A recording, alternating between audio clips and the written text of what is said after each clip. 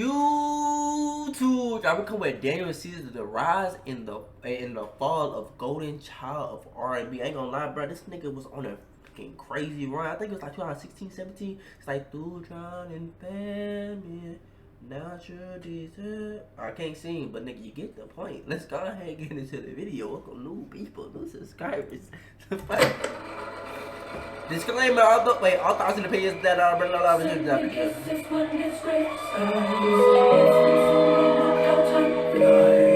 Beyonce? Whoa! Beyonce.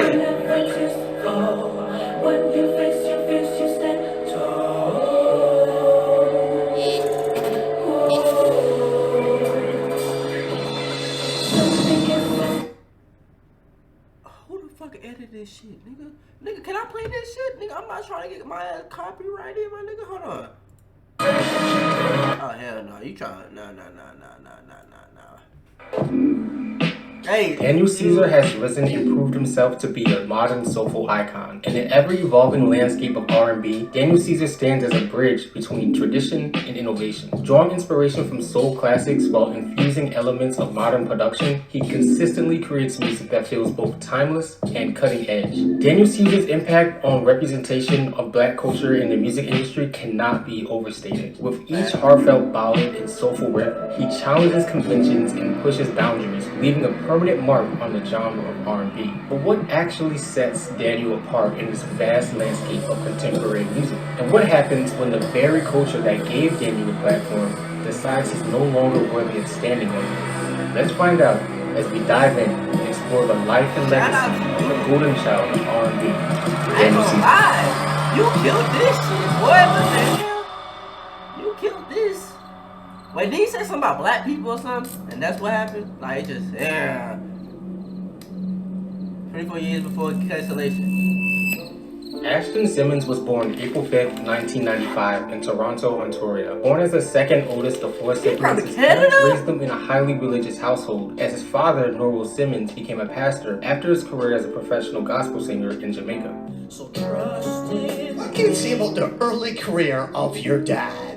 From everything that I know that he's told me, because he's like a, immigrant parents closed book, he did a record when he was in high school, and he just got like ripped off. And he got burned, I guess, from the business, right? Did he give you any advice kind of getting into this? His whole thing was always, don't give away your art to someone that doesn't care about you the way that I care about you, Right. Moving from the big city of Toronto to a quiet suburb called Oshawa, about an hour away from Toronto, Ashton grew up in a small church where he sang under his father's congregation. Engulfed in the church atmosphere, Ashton developed an ear for gospel and soul. He would also discover Pink Floyd in the 10th grade, which became a major inspiration for him. Jonathan Sloan was the first person that ever got me in the studio, and also the first person ever showed me Pink Floyd. Also, that's when I started. It was the first, like, got me smoking weed. It was like all the good shit. It was like grade 10 was like a very interesting year for me. It came to them with the Time sample for the song Pseudo it did. And I was like, yo, we have to sample this section for Pseudo. And I wrote like the whole second half of the song over this sample from Time, which is like it might be my favorite Pink Floyd record. Ashton's parents held caution towards the temptation of what would come following a music career, and they warned him of potential sacrifices and hardships he would need to endure. Despite this, Ashton had a real passion for music. He longed to be in Toronto, the city he could just barely see the horizon of from his home in Oshawa, close enough to see the skyline. You can see fucking Toronto from Oshawa, my nigga? How the hell? What the bruh? The world is so small, like in comparison to others. Cause how the hell? What the but not close enough to touch him. This led to a deep hunger. The suburbs is there's this weird like lonely feeling to it, because it's like everything exciting you ever see is through your screen, or your phone or whatever. But this nigga said the suburbs boring? Hold on, take this shit back. Wait a minute, what this nigga just said? To a deep hunger. What? The suburbs is there's this weird like lonely feeling to it, because it's like everything exciting you ever see is through your screen, or your phone or whatever. But all the cool stuff is happening in major cities around the world, and you kind of just Yeah, FOMO. While attending high school, Suburbs? Ashton was forced to be homeschooled Ain't no way after this getting nigga caught dissing selling the weed suburbs. to another student at school. During his senior year, Ashton got in a fight with his parents a week before graduation, resulting in him getting kicked out the house. That's the thing. I don't want it to ever seem like my parents were like really good to me, and I knew what I wanted. I always knew what I wanted. I wasn't gonna let anyone stop that. And I'm thankful because I'm here because of that friction that we had. I can agree with him too, being in a phase where you're not really sure that's who your you mama? are. I feel like a disappointment to your parents because of that. Because obviously you mentioned he grew up in the church as well, and like he's in this phase of his life where he's slowly separating himself, but he feels like it was a disappointment to his mom. And I've been through that phase, and I kind of accepted that. At the end of the day, you know, you are who you are. You believe what you believe, but the love your parents have for you really doesn't die regardless. Leaving his parents' home in Oshawa. Nah, bro, I ain't gonna lie. Some of the stories I heard about some of you parents, bro. Yeah, no. Some of y'all don't need kids, bro. I thought everybody deserved a kid. Yeah, I was sadly mistaken. My bad, y'all. For those who have seen those videos where I said, "Hey, bro, if you got a kid, bro, nah, bro, y'all, not everybody deserve a kid, bro. I ain't gonna cap y'all be tweaking out, boy. Ashton decided to even travel say to what the y'all be city of doing. Toronto to follow his dreams of making it as a successful musician. This wouldn't be easy though. Ashton was essentially homeless, couch surfing when he could, or sleeping on park benches in Trinity Bell. I knew what my life was. I wasn't going to be doing this forever. Like, just sleeping outside. Yeah, that wasn't part of the plan. So, yeah, it made it work. But it was part of the process, even though it wasn't part of the plan. Part of the process, not part of the plan, Yeah. but a very important part of the process. Now in a new chapter of his life, Ashton adopted the name Daniel Caesar as his stage name. Where did the name Daniel Caesar come from? Because it's not your real I'm just name. gonna ask that. No, it's not. It was just to like attempt to separate this life from my actual life, you know, That's hard. because it's I like very. I don't want to get lost in the sauce. During this transformative Like phase, that. Daniel poured everything he had into crafting an EP. Through Sean Leon, an old friend and fellow upcoming artist in Toronto, Daniel was introduced to Jordan Evans and Matthew Burnett, who previously worked on Drake's Pound Cake and Eminem's Not Afraid. And you mentioned Sean Leon as well, Mm-hmm. right? That's You my guys brother. part of the same crew? I wouldn't be here if it weren't for him. I met him grade 11 after I just been kicked out of school. Here's a deep cut. If you're a real Daniel Caesar fan, you know this. Malcolm in the Middle. That's an amazing song by him and Sean Leon. As they intertwined their skills with Daniel's creative vision, the collaboration between the three became this beacon of hope amidst the shadows of Daniel's current life struggles. Evans and Burnett stood in Daniel's corner, not just as producers, but as mentors, offering encouragement in this dark time for Daniel Caesar. What was it about him that you saw that you wanted to take a liking to him and work with him? Because you guys are really accomplished. He just had his voice, like just the unique sound. He had something that you don't come across very often, and also his identity. You want to care about him as an artist. Mm-hmm. You want to get into his story. You want to learn about him. It's not just a song. This nigga. Daniel's songwriting skills were already He's on different. another level for someone his age. This paired with professional music production from Jordan Evans and Matthew Burnett birthed a real force to be reckoned with. When I see somebody, young like you, That nigga look just like Eddie Murphy, boy. I looked at that nigga 3, 4, 5 times. I said, nah, that can't be. Nah, hold on. Hell nah. Maybe? Hell yeah. Hell nah. But who the fuck? Who it's is real this? mature music. Because I would have never known until I read that you were 22. I mean, you have such a mature sound, so that's a good thing. It wouldn't be long before Daniel Caesar released his first project, Birds of Paradise, on December 17th, 2013. That's like The a 3-track fire EP record. contained 2 original songs, as well as a cover from James Blake's song, The Wilhelm Scream. While it was a short project, the EP was packed with these deeply personal narratives about love with real nuance. From a very early time, even though you were sort of raised around the church and you were new to writing, you're writing about love. You're writing about romance. You're writing about romantic love. What do you make of that? I'm like obsessed with it. Birds of Paradise featured a glimpse into That nigga what the just world like will me. come to understand of who Daniel Caesar is. But I really feel like I'm gonna go on a tangent real quick. Nigga, first of all, I know some of y'all feel like, this nigga pause too much. Motherfucker, this video is 40 minutes long anyway. So you was gonna be here long regardless. So nigga, this is a reaction video too, by the way. But anyway, what I was gonna say is, I feel like the reason why we here on Earth, bro, it's two reasons that I believe. One, I think God got bored. He's like, man, these animals cool, but man, I need somebody to talk to me or something like. But anyway, second reason is to love like each and everybody. Like, despite our differences, where we come from, the color of our skin.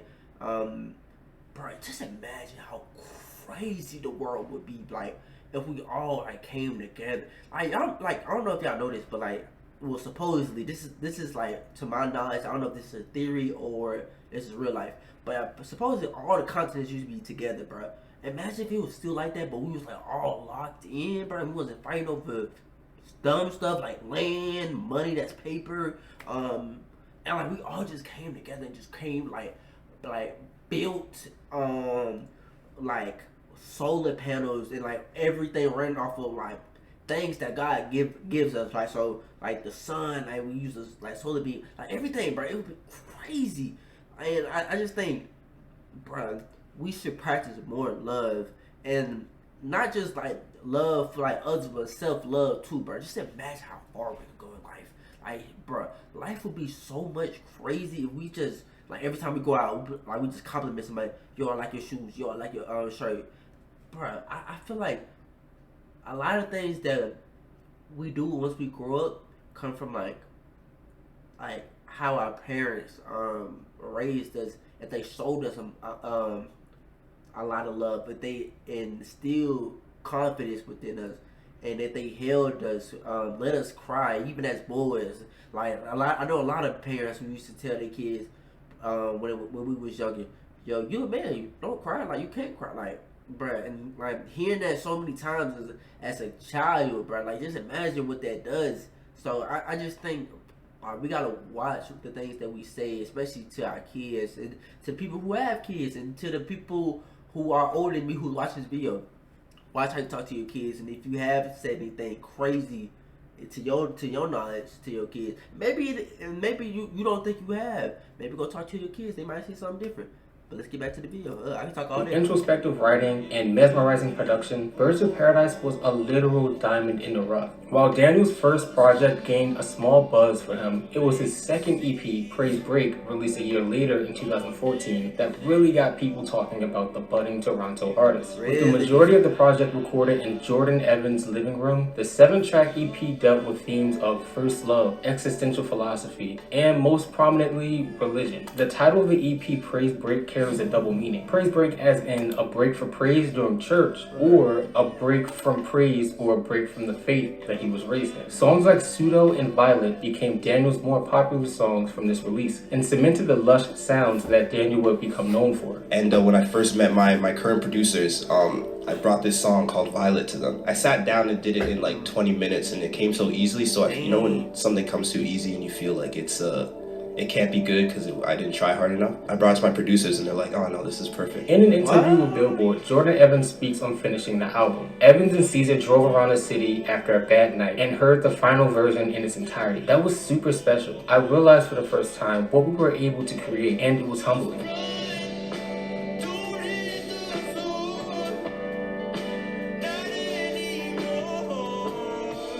Building off the back of their budding success from the Praise Break EP, the three put their heads down and got to work on their next EP for a year. Finally, in 2015, the Pilgrim Paradise EP released with songs like Death and Taxes, Little Robo, and Show No Regret, taking over niche corners of the internet.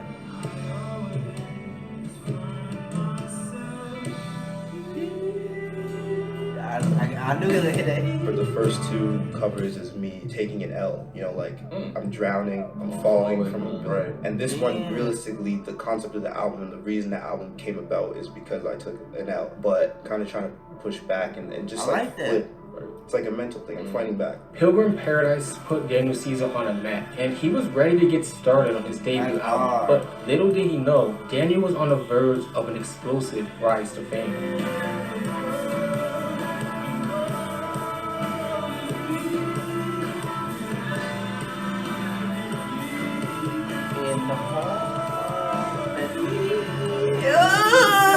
Randomly heard Daniel Caesar's song Violet on Instagram. Liking what she heard, she reached out to him. She was one of the first people from the industry that reached out to me. I was just on Instagram. I saw a comment come in, and it was her, and she was like, "Yo, hit me up, like you're dope." Yeah. And we just started corresponding from there. Being fans of each other, the two upcoming artists eventually met up to record, but unfortunately, none of the music they made was used on either of their projects. I found out about Daniel a few years ago. It was amazing to me that nobody I knew had ever heard of him. I was like, I have to meet you, you're so talented, and he was a fan already, and so he was really excited. We worked on a bunch of music actually, and then I didn't end up using any of the ones that we worked on for my project.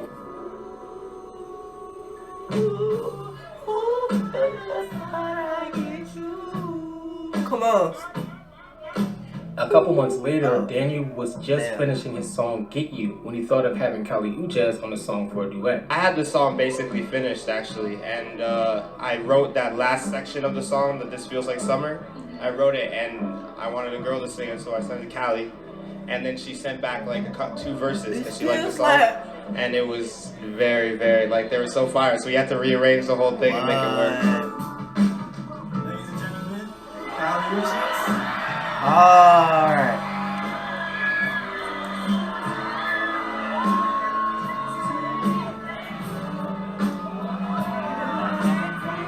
Released October 20th, 2016, Get You was a massive hit. Oh God, being played on still every is, nigga, major what? radio station across Canada and America. The single eventually went 4 times platinum in both countries.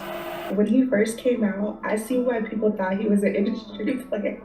Because I feel like he just skyrocketed. And it was just like, he came out and... Y'all see how it worked though, y'all? Listen, bro, you be putting work in the background for years. Y'all heard that nigga been out since 2014 and shit, right? He was putting in work.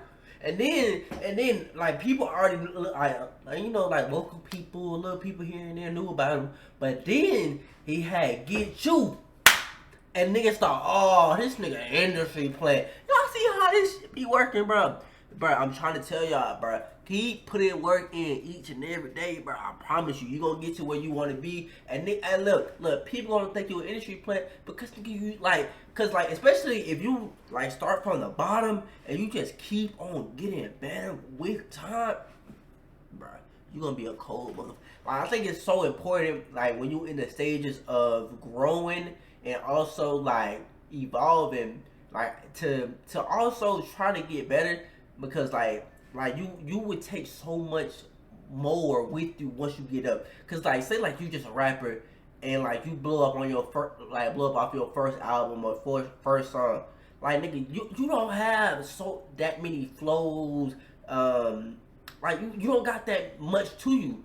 But like, I feel like a nigga like Kendrick Lamar, nigga like Kendrick, that nigga different. He hit the ground running. Apple Music like really pushed his stuff. And the nigga Drake too, you know they got Lil B. But they were like, oh, listen to this man, and I'm not even mad about it. Get You. How did that song come? I'm like a romantic, you know? So like, I was just in this relationship and I was like very caught up, but like we were just struggling together. And so it was just like going through those thoughts, like, wow, like I'm actually very like, I didn't think that I have someone so dope in my life, you know? Especially like self-doubt and all that shit. I mean, other people feel the same way. Yeah, everyone goes through that sort of thing. God. And it's good to find that person. God, you feel like that. I feel like that right now. Yeah. That's a blessing in itself. Vulnerability is like, it's the greatest thing, and it's the reward is very high. The price can also, you know, it's like... Bruh, being vulnerable is one of the best and worst things you could like do at the same time. Like you gotta be vulnerable with the right people, because some people would throw that shit in your face. Like I'm talking about anybody. So you gotta watch. Like, you gotta know people like for who they are, how they is when they get arguments, how they like I don't know. You just gotta watch people, like, and I'm not saying don't be vulnerable. Be vulnerable, especially with people that you love and trust. But some people you can't be as open with everybody, because people are weird. Don't get it confused. People are weird. But I wait feel, yeah. I think at a certain point we kind of realized that we'd stumbled onto something special. And you know, as time goes on and more doors open up and people kind of let you know like, hey, like you're doing something that we haven't seen anyone else do, you know. In the meeting in Tai Tai, I was in there, which is one of Jay-Z's right hand, you know. He said what we're doing reminds him of what. Boy, I thought that shit was Speed. Boy, I thought that was Speed with a bald head, nigga. What the hell? Oh God, it like Speed. What the fuck? They were doing at the time, and it was literally like in that moment. My bad. And it was like, like how could we possibly give this away to somebody else at this point? You know, it's like the GOATs are telling us that we're like headed in the right direction. You know, the OGs. With a newfound spotlight on his every move, Daniel found himself being scouted by record labels due to his overwhelming talent and, of course, profit potential. But the trio realized there existed nothing these fast-approaching labels could do for them that they weren't already doing themselves. Just the offers were dope, but it was like, we've already brought it this far with absolutely nothing. We made this project in his living room, you know? So it's like, oh, wait a minute. Let's keep rocking with this, see what happens. Oh, yes. So should we? What the hell? That shit got dark as hell. What the hell?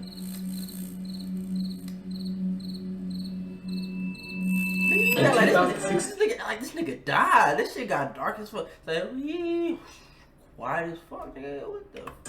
Daniel Caesar's name sparked conversations everywhere. All of a sudden, it became hard not to turn on the radio and hear a song. It became hard to talk about modern R&B without bringing his name up. In an era where R&B shifted to a celebration of toxic love and a romanticization of unhealthy relationships, Daniel Caesar's music served as a much-needed breath of fresh air for music lovers everywhere. Obviously, he has a great voice, but what he would sing about was something I thought we were missing for a long time. Like, I think classic R&B, singing about love, and lost love and all that, it's slowly dying in our generation, you know what I mean? And vulnerability is something that's dying for sure. So just to see someone like him who's completely vulnerable in his projects and talks about that kind of thing, definitely got me hooked. On August 25th, 2017, Daniel Caesar's highly anticipated debut album, Freudian, was released to the world under his independent label, Golden Child Records, granting him full ownership of his music rights. Freudian stood as a deeply introspective and passionate 10-track album. A lot of the tracks sounded like songs that simply should have already existed, with this timeless album overflowing with melodies and harmonies in every corner. If you look at the album cover, it's him climbing up a pyramid or climbing up a hill. It's a Sisyphean task. Like, that shit hard because, like he was saying, like, that nigga was failing, right? Like the first EP albums or covers or whatever was him drowning and falling. Now you see like he on a come up. That shit, bro. This is art. This is art, nigga. Like, this is cinema, my nigga. Like, that shit is hard. I don't care. That shit's tough. That he's doing, and that is kind of, you know how Sisyphus was rolling up, he always rolls up the ball up the hill. He was cursed to do that for eternity. He'll never get to the top, but he's still gonna try. These accusations are entirely false and unfounded.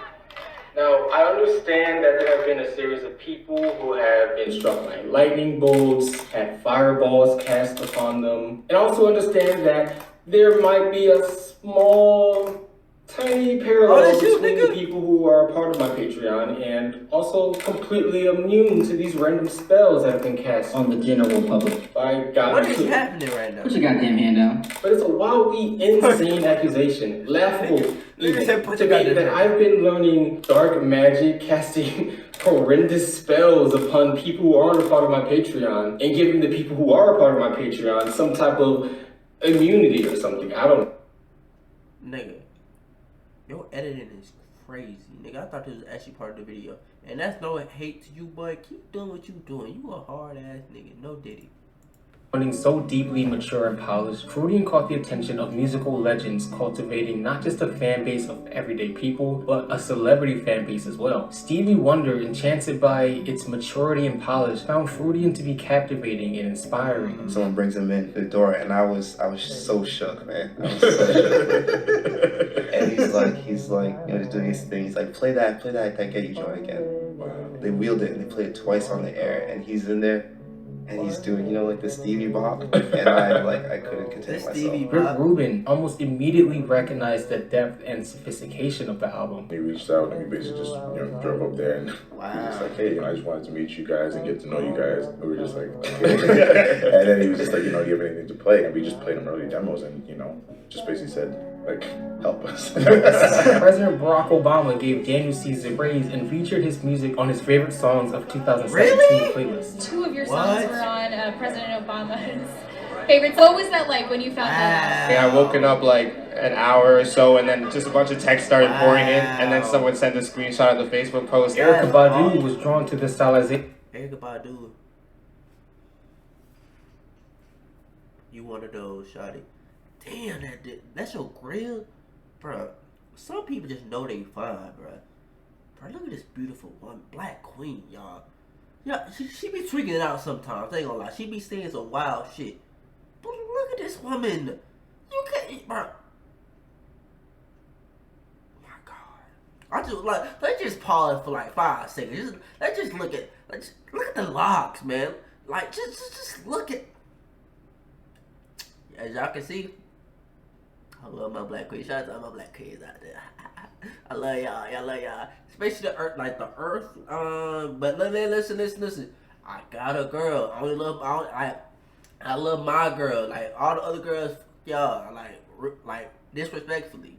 But respectfully artistry of Fruity, and the list goes on. Fruitian debuted at number 25 on the Billboard 200, and building off the success of his album, Daniel Caesar went on a worldwide tour, playing over 50 dates and selling out in the US, Europe, Asia, and Australia. I didn't for a second expect selling out once, and then the second time, you're like, and then the third time, you're like, whoa, and then it's awesome. His tour served as a platform to showcase his versatility as an artist. While his studio recordings were characterized by lush production and intricate arrangements, Daniel proved that he was equally adept at delivering stripped-down acoustic performances that highlighted the raw beauty of his voice and his songwriting.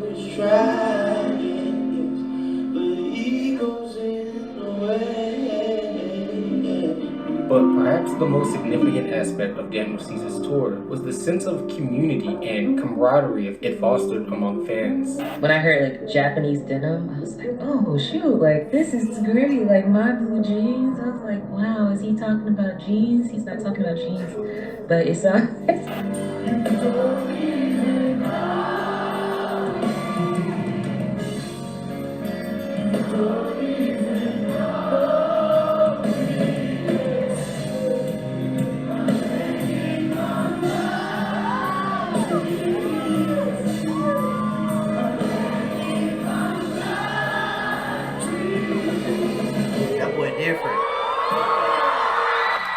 Different.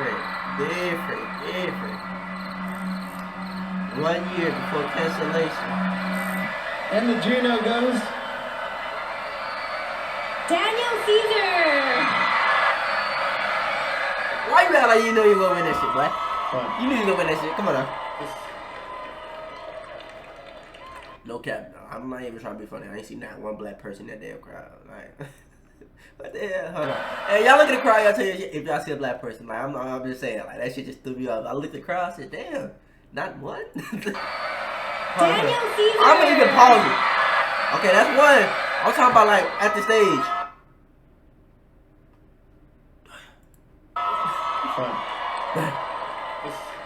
Ain't no shade though. Ain't no shade. Literally. Wow, this is a lot. We weren't expecting this. I just want to say thank you. First of all, to these guys right here, I would not be here for one for that man. I'm nervous. I love you guys, man. Mom and Dad. Daniel Caesar and his team was an unstoppable force. This nigga just cut this nigga up, nigga. I'm trying to hear what you had to say. The world fell in love with Daniel's music. Then they fell in love with his personality. It seemed as though the only thing that could slow Daniel down was himself. Line from the Hindu scripture, the Bhagavad Gita. Vishnu is trying to persuade. Oh shit, this that nigga from X-Men, my boy Professor X. What twin? What you doing on this video? Man, I thought we were watching about Daniel Caesar. Hey, don't you got that movie coming out with Deadpool in a couple months? What you doing here? I'm just playing. I know he's a philosopher. Multi-armed form and says, now I am become death. sky are falling.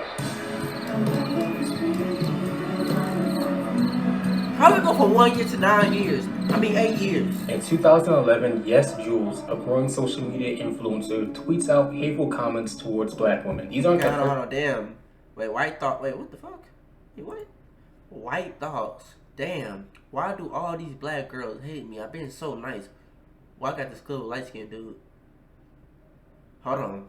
I'm a little. So hold on. I gotta reread that. Maybe I understand it then. Okay. White thoughts. Damn. Why do all these black girls hate me? I've been so nice.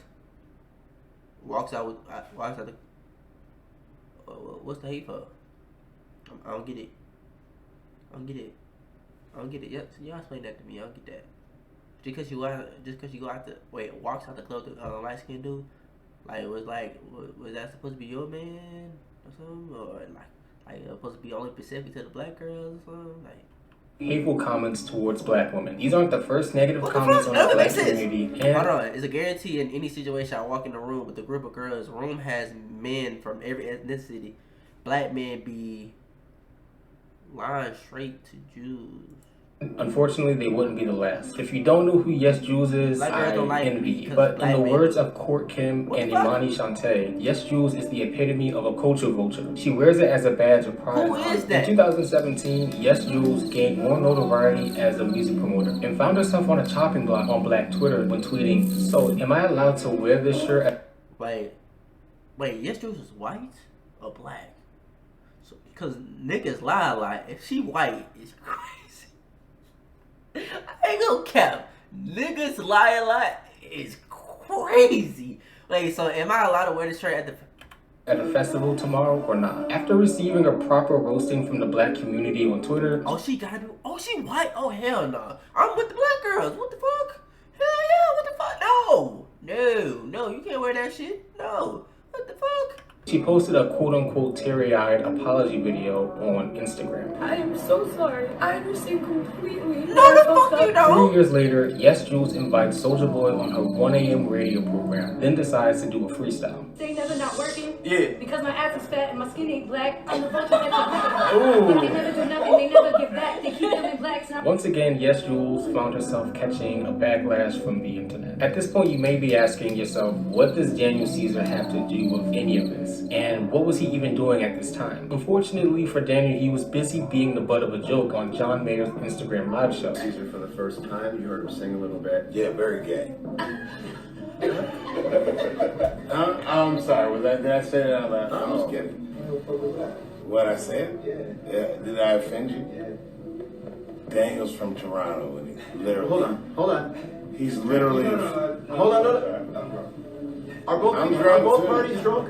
No, we're all drunk. Yo, I'm taking myself out seriously. Let's go. No, because then I feel like I'm OG pressuring you. No. This is Why you call it gay though? Like, shit, I'm just the nigga. No, I ain't gay. I don't get that. Why you call it gay? Just cause like vulnerable? What the hell? What? Bro, niggas be killing me, bro. What the fuck does that even mean? Like, what? I love Dave Chappelle though, but nigga, what? Come on, bro. What are we talking about? What does that mean? Can I just bring this up to my All of this leads up to the night of March 19th. Daniel Caesar is finishing his much anticipated sophomore album, and he's having dinner with his music team when the subject of Yes Jules comes up. Are there black people in this chat right now? I can't tell. Yo, you guys are listening, and I love you guys so much, but why are we being so mean to Jules? Why are we being so mean to white people right now? Why is it that we're allowed to be disrespectful and rude to everybody else, and when anybody returns any type of energy to us, that's not equality. I don't want to be treated like I can't take a joke. I just went through that Chappelle shit, and I had to, like, in the moment, acknowledge that I was being fucking sensitive. White people, I see what you're saying. White people have been mean to us in the past. Tell me what you're gonna do about that. There's no answer. You can't win the...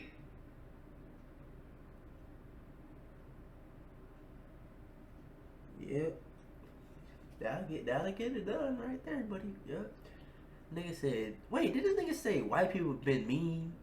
Nigga, they been more than mean, nigga. What the? Nigga said they done been mean in the past.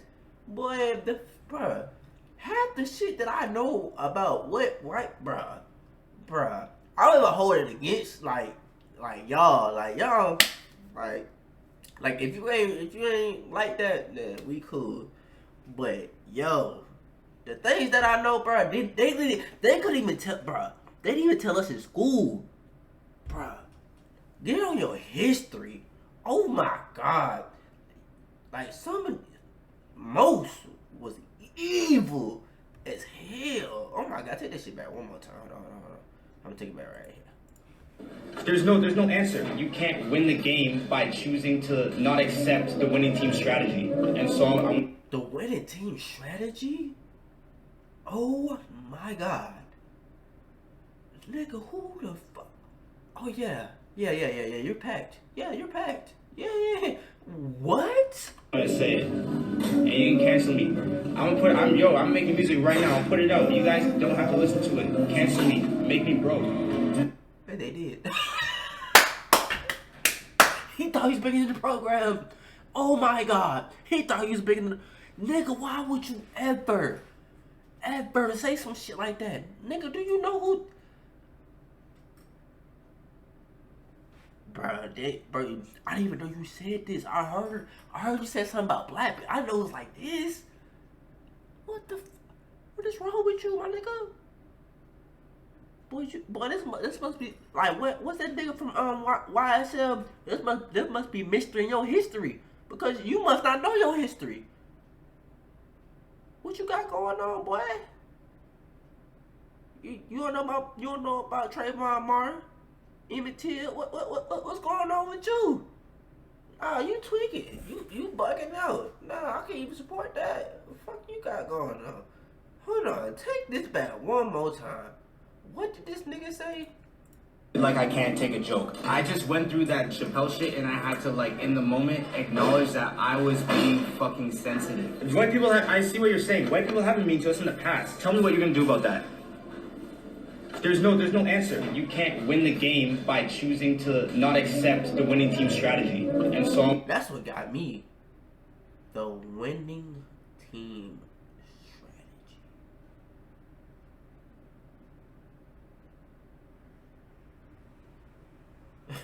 That nigga got an illness, boy. What the hell? I'm gonna say it. And you can cancel me.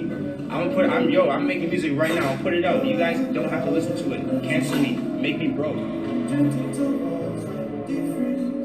In all honesty, Daniel Caesar had a few valid points, but he chose the absolute worst person to defend and make his points behind with his example. And if this wasn't bad enough, he challenged the black community to cancel him, and well...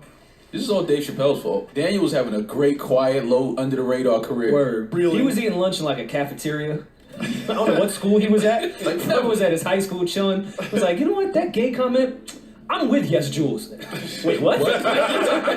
Daniel Caesar, the golden child of R&B, beloved amongst the greats of the genre he studied, was canceled. Or was he? And what the hell does it even mean to be? Cancel culture is great in having people take accountability for the things they say, but sometimes it can be a bit much, where we are quick to, get rid of an artist that might not necessarily be bad, but we just don't agree with it. Yeah. I was like, all right, Daniel. Y'all be going a little bit too much sometimes. Just a little bit, sometimes. Why can't you just be mysterious? Most of the times that I've noticed. You go to one of his concerts, it is very diverse because he reaches communities that weren't really affected by the things that he said. No, he wasn't canceled at all because he still had so many other fans.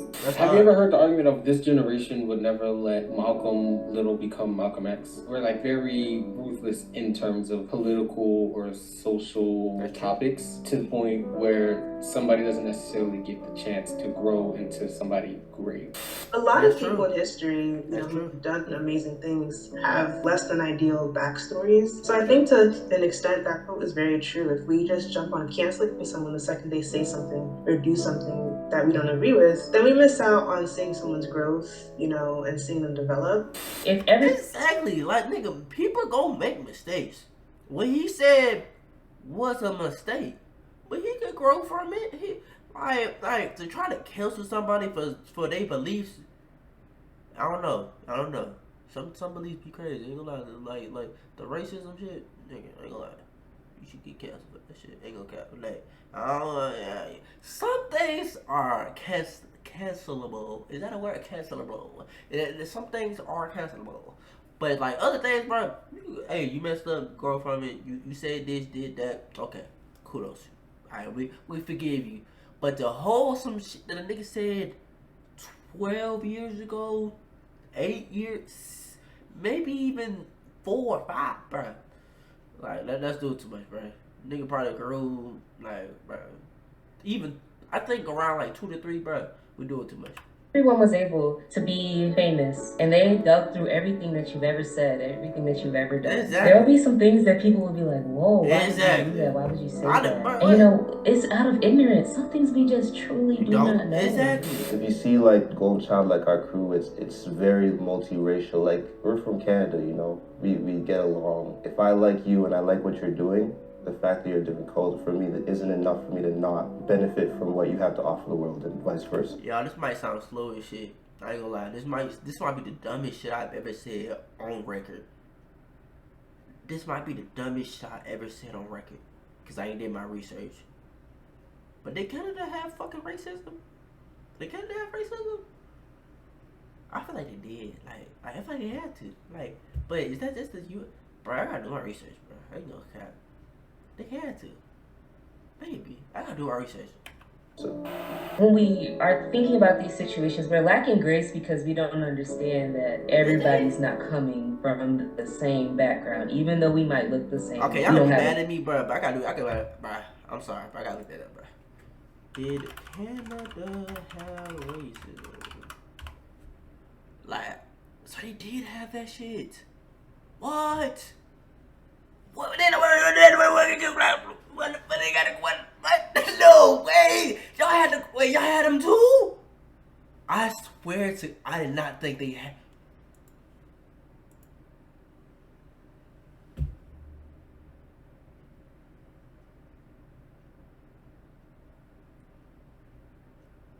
What the fuck? I don't know, bro. Bro, from what I know about Canada, they just like the sweetest, nicest.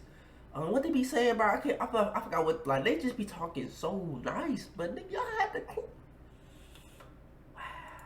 the same experiences. And if he's growing up in that suburb, what? he can only look at things on television that represent that Black American experience.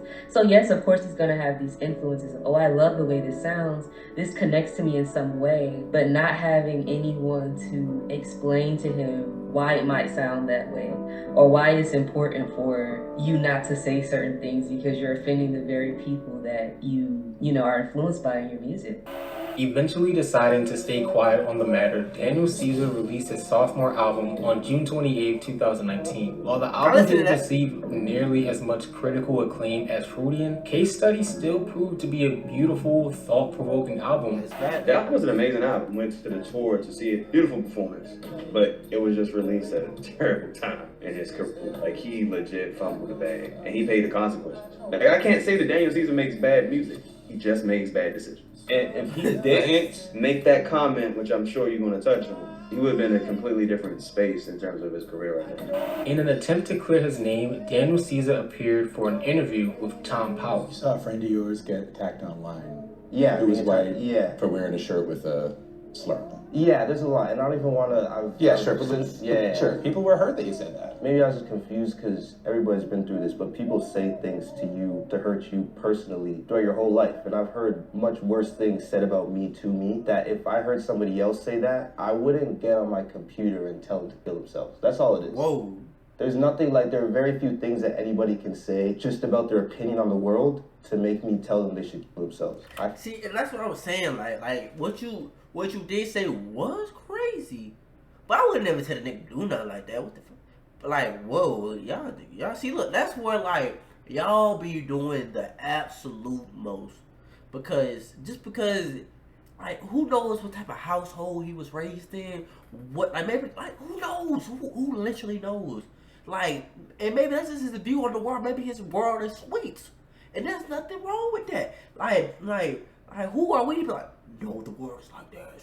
Like, hey, bro, you think the rainbow? I mean, what, nigga? You think the world is rainbows, sunshine, and unicorns, and My Little Pony and SpongeBob?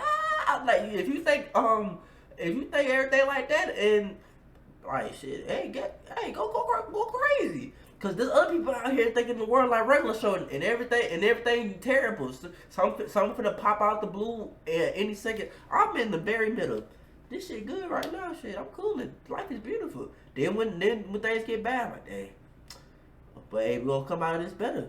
That's how you gotta look at it, bro. Just take life with steps. You feel me? Like as you go, as you keep going, things gonna happen. Good and bad. Who knows? Felt like I was standing up for what was right.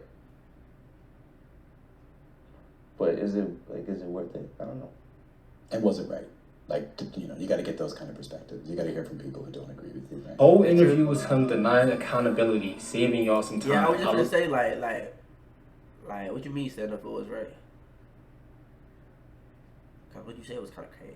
But like, that's the thing though. Cause what is right? Cause he might genuinely believe that's right to him. Who am I to be like, no, nigga, that's wrong. What is right and wrong? What is average? What is fair? What is normal? Like what's normal to you might not be normal to me. What's right to me might not be like. It's like things get crazy once you like. You feel me? Like I don't know. We can have this, but we can have like a crazy long discussion about this shit. But we gonna be here for forever. Literally talking about what's normal, what's average.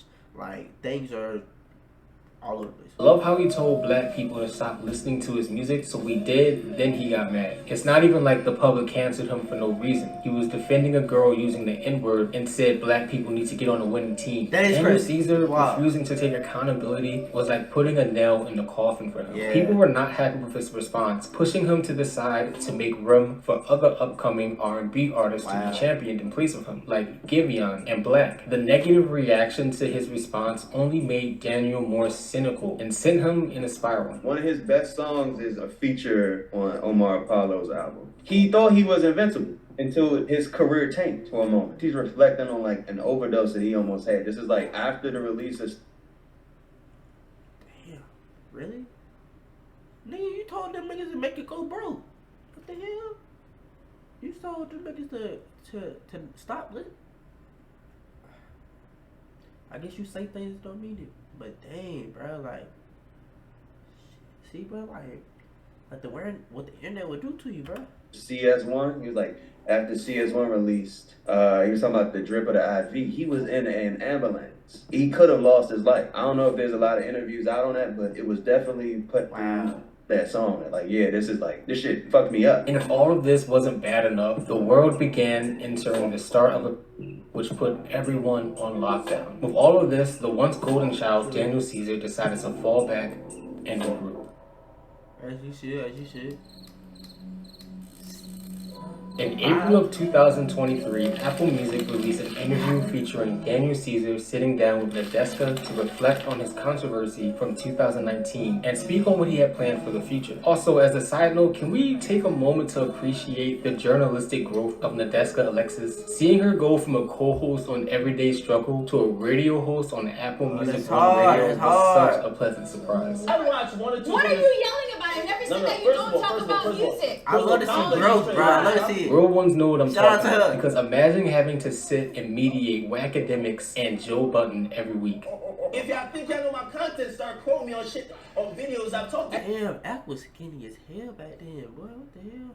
Like, that's not this, my nigga, but like, what the hell? Hey, I watch every fucking thing you do. You want to talk about it, nigga? That's a lie. I've seen your last 3 switches with them fucking bum-ass escorts. Don't get me wrong, I loved Everyday Struggle, but that show was nothing but pure chaos. Anyway, back to the interview. Daniel Caesar seemed to have a refreshed energy about him. He was genuine, he was wiser and centered. I mean, looking back on that whole period, you know, all that upheaval on the internet at that moment, now that we're a few years removed, what is your perspective on everything that was happening around that period before you dropped the album? I completely understand the response, and I was, in time, after taking time to get over myself and to really honestly look at myself and everything that's happening, like I was wrong, I was wrong, and I'm sorry about that. I was like, for a long time, I was like, you can't do anything, you can't say anything without whatever. You can do and say whatever you want, but it's like, for every action there's an equal and opposite reaction, and that's physics, that's science. That's one of those things that the knowledge of that can literally put my mind at ease, where I'm like, oh, I did deserve, what happened because I deserved it, because I knocked the domino over, and set a course in motion. There's little to no information about what Daniel Caesar was doing from 2019 to 2023, besides the fact that he recorded an album mostly by himself during quarantine. But whatever experiences he had seemed to really help him grow as a person. I thought at the time that I was saying something meaning well, but it didn't. It hurt people. I get what he was trying to say. I think the way it was worded was terrible. Absolutely terrible. I think what was he trying to say right there? Nah, the whole winning team. I don't know what the hell you trying to say. You got that, buddy. It felt like that was your intention to hurt anybody. But it did. Yeah, it did. Yeah. And to your point, I think we didn't know necessarily all the things that you were going through that led you to that point to say that. And I'm not sure if you had necessarily the whole context either, that also the person you were defending was someone who we feel like had taken a lot from Black culture and not appreciated it, and then disrespected Black women who we always feel underrepresented, and no one is speaking up on our behalf. And so I think there was a lot there. Like, you stepped into really like a minefield, and you were drunk, which I feel like someone with you should have slapped the phone out of your head. That was To even say that shit while drunk is crazy. But hey, I'm one of those people, bro. Drunk thoughts, whatever you do say when you drunk, bro, is what you really mean, bro. I ain't gonna cap. Like, if your girl cheat on you while she drunk, bro, shit. Like, that's just her. That's what, like, me, a nigga. I'm the type of nigga that chill. I'll be chilling. I'll be chilling, minding my business, talking, laughing. That's just me. Like I'm gonna keep doing the same thing I always do. Why the hell y'all niggas saying shit like that? It's not a good mind state, I think, to be in to address something so serious. When I think about it, it was like, it was the perfect storm. I just mean it's kind of crazy how awful that was. Fans were excited to welcome Daniel Caesar back from his hiatus, especially after actually taking accountability for the situation. I thought you were gonna say, but the nigga said, what is that? I'm also doing good. It's been very long. I've been away from home for a very long time. I'm very happy to be back.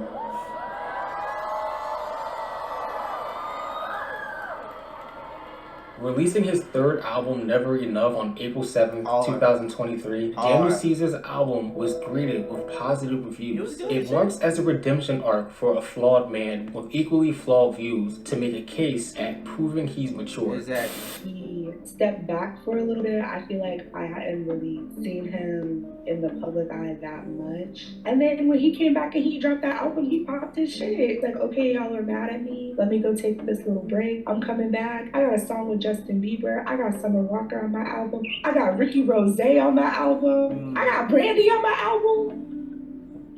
We're not gonna sit here and feel sorry about what we did 3, 4, 5 years ago. We'll come back stronger and give people a reason to listen. Exactly.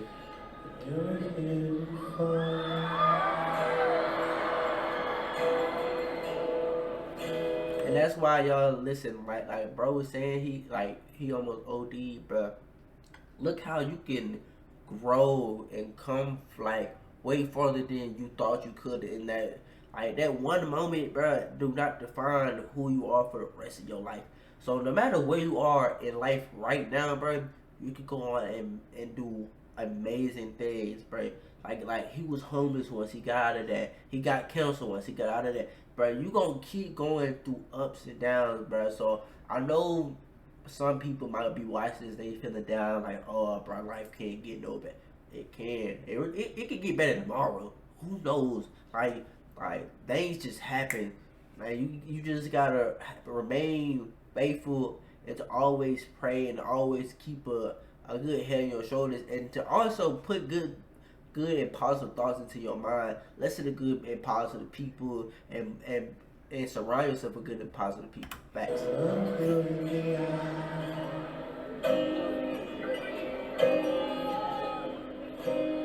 just like an angel.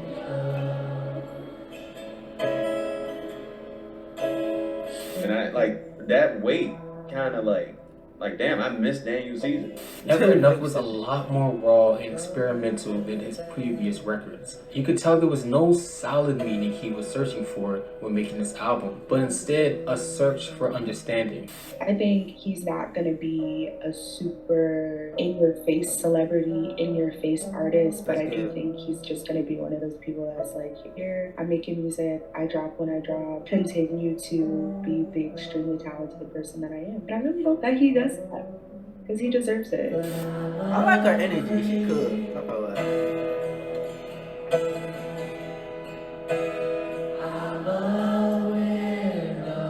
You can tell he was trying to understand his past with songs like Toronto 2014, where he reminisces on sleeping on couches and trying to make it as a musician and finally seeing the beauty in that struggle. He was trying to understand those feelings of feeling against the world on tracks like Unstoppable. Never Enough was just so undeniably honest. This shit right here, Never Enough, a very good follow-up album from someone who just basically disappeared off the face of the earth. And you can even you can get a tinge of like that, I guess, regret when he was like, yeah, I made a mistake, I messed up. I think it's Toronto 2014. That's, I think, his most introspective song like ever. He wants to go back to when things were normal, because I know that controversy really fucked him up mentally. Like to have it all and then lose it, like it happened overnight. Oh my god, I gotta listen to this this acapella. Oh my god, this. I like how it just like him playing the guitar just up there, like going crazy. Oh my god, like, bruh, I love music, bruh. Music is. I just hope he keeps being Daniel, man. Like, I hope he doesn't stray away from the content he's been giving us so far. Like I said before, I just think there's so few artists that make allow you cry themselves to operate in that space of vulnerability and share it with the world. Like, nowadays, music is a lot more about, like, fuck bitches get money, or, like, fuck that girl, she broke my heart. It's like, we need to bring back the R&B where it's raining out and you're outside your window and you have a boombox on your head begging a woman to come back into your life. You need to bring that back. I'm not the type of nigga, I ain't gonna lie. Niggas be like, that shit lame.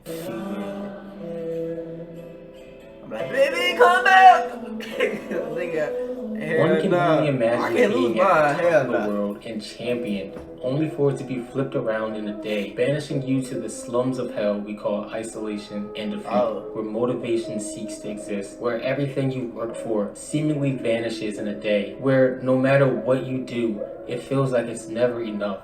His story shows us that it's okay to take a step back, and it's okay to feel defeated at times, because we're only human. Just Caesar, we can use those negative experiences as fuel to become the best versions of ourselves. Even when we feel like it's never enough, Daniel Caesar reminds us that we can always make something out of nothing. Fire ass video. I made a whole hour out of this video. I hope y'all enjoyed. Hope I didn't pause too much for y'all. And if you made it to the end, I want to leave y'all with a message. I love y'all and I appreciate y'all very much. I couldn't do anything I do without y'all, and I hope that let me be vulnerable for a second, man. So I think I'm at like 1.6 thousand like subscribers, bro. But each day I'm working, man. I'm trying to become better, do better. And you know, sometimes I have good days, sometimes I have bad days. I think it's just really hard because like I'll be like, yo, what the hell? Like every day I'm just kind of living on